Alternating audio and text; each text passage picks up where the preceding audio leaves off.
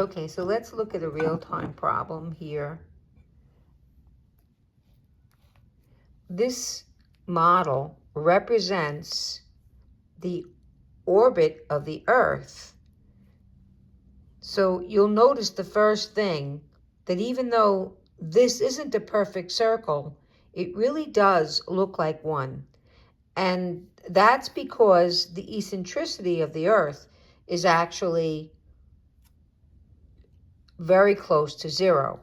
It's not as circular as, say, the orbit of Venus, but it's pretty circular all in all. Not enough that the human eye would be able to tell.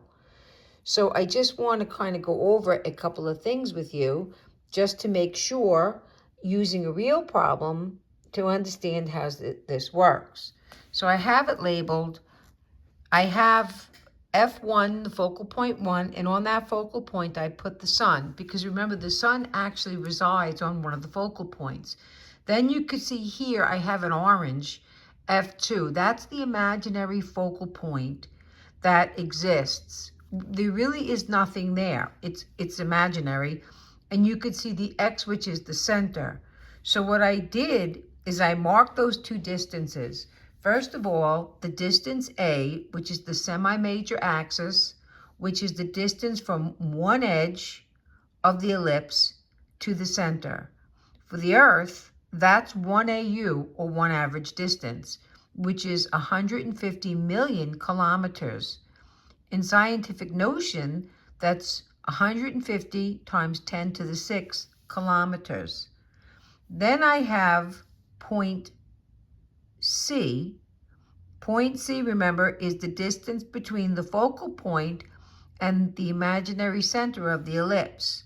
In this particular case, if we were looking at the Sun-Earth system, that distance between the center and a focal point is 2,550,000 kilometers. In scientific notion, 2.6 times 10 to the 6 kilometers. So if I want to figure this out, if I want to figure out what is the eccentricity, I have to take these two numbers and I have to create a ratio. Remember what we said. We said eccentricity is known as the value C, C being the distance between a focal point and the center, over A. A is the semi-major axis, or the average distance that a planet would traverse between the center and the ellipse.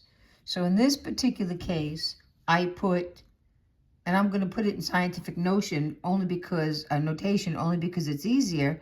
It's about 2.6 times 10 to the 6 kilometers divided by 150 times 10 to the 6 kilometers.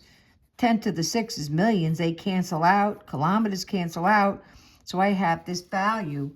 When I divide this value through, it is unitless because it's a ratio, and I come to about 0.017. That's a fairly circular ellipse. So when I look at this, I'm getting what we had done earlier. I'm actually getting this data, and I'm trying to show you what the data is for the Earth.